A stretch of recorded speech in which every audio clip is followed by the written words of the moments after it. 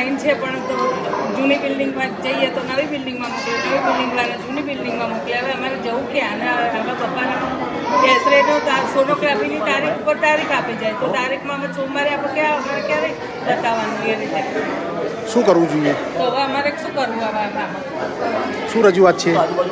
Sonography કરાવવાનું છે. તંત્રને શું કહેશો?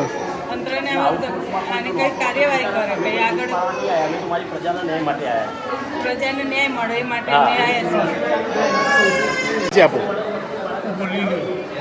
તમારું નામ પર પરિચય બોલો. મારું નામ ભગવાનભાઈ ડુંગરભાઈ ચૌહાણ. શું સમસ્યા છે? મને આજે પગે લખવું પડી ગયું, હા, બરાબર, અને મને 7 દિન માટે દુઃખું છે, એડમિટ કરી બરાબર. સોનોગ્રાફી કરાવવા આવ્યો તે બંધ છે, બરાબર. એમને જૂની બિલ્ડિંગમાં મોકલવામાં આવી. તો સાહેબ મારી જવાની હાલત છે નહીં, હું કેવી જઈ શકું, બરાબર. એટલે એમના જેમ બને એમાં ચાલુ કરવાની વ્યવસ્થા કરો. નામને પરિચય આપો. પટેલ કમલેશભાઈ બળદેવભાઈ. હું 1 કલાકથી લાઈનમાં ઊભો છું સોનોગ્રાફી માટે.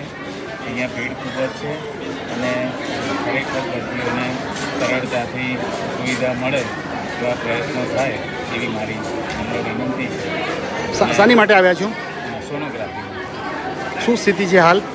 હાલ ભીડ બહુ છે અને લાઈનમાં ગરમીમાં ઊભા રહેવું મુશ્કેલ છે.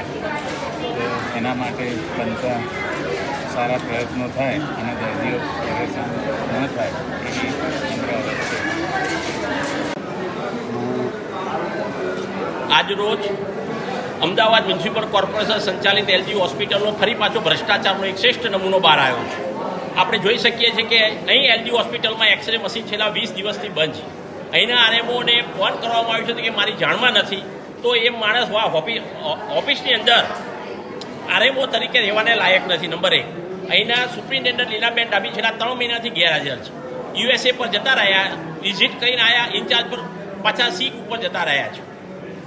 અહીં જે નવી બિલ્ડિંગમાં એમએલસીના કેસો, ઇમરજન્સીના કેસો, ઓર્થોના કેસોના જે દર્દી છે એ લોકોને ના છૂટકે પરાણે દર્દીના સગાને એમને જૂની બિલ્ડિંગમાં 13 નંબરમાં લઈ જવામાં આવે છે. 13 નંબરમાં ઓલરેડી સગર્ભા માતાઓ, પેડિટ્રિશિયન એટલે કે બાળકો, ટીબી વોર્ડના દર્દીઓ અને જનરલ ફિઝિશિયનના દર્દીઓ છે.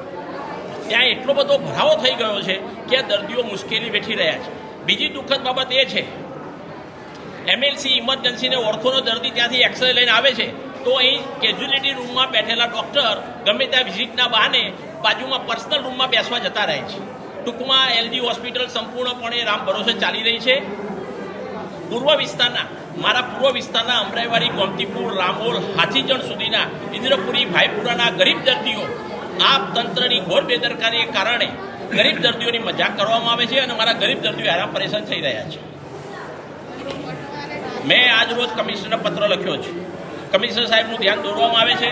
જો કમિશનર સાહેબ આ બાબતમાં તાત્કાલિક પગલાં ભરવામાં નહીં આવે, જવાબદાર અધિકારી સામે એક્શન લેવામાં નહીં આવે તો તંત્ર સામે બહુ અમારે મજબૂરી બસ ઉગ્ર આંદોલન ચલાવવું પડશે. आपका नाम और परिचय सर? हाँ, मेरा नाम डॉक्टर महेश मरोड़ है. मैं डेप्यूटी मेडिकल सुपरिटेंडेंट हूँ.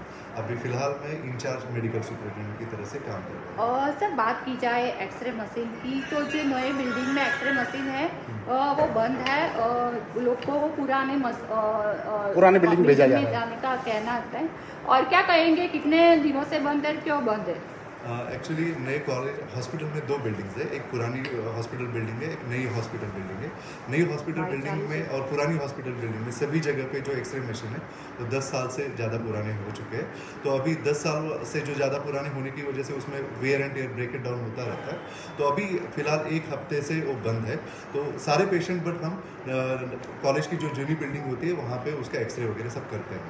और सर नई जो मशीन है एक्सरे की कब आएगी और क्या प्रोसीजर चल रही है? एक्चुअली उसका नई एक्सरे मशीन के लिए हमने वेल इन एडवांस उसका डिमांड दिया है और वो अंडर टेंडर प्रोसेस है और जल्द ही वो आ जाएगा, प्रोक्योरमेंट हो जाएगा. और सर बात की जाए एक्सरे की, तो नई और पुरानी बिल्डिंग में कितने एक्सरे होते थे और अब कितने हो रहे हैं? नई और पुरानी दोनों बिल्डिंग में वैसे पुराने 1000 to 1000 से 1200 के बीच में एक्सरे होते हैं. आज के डेट में भी हम उतने ही एक्सरे कर रहे हैं. फ़र्क सिर्फ इतना है कि नई बिल्डिंग की वजह के पेशेंट हम पुरानी बिल्डिंग में शिफ्ट करके वहाँ पे एक्सरे करते हैं।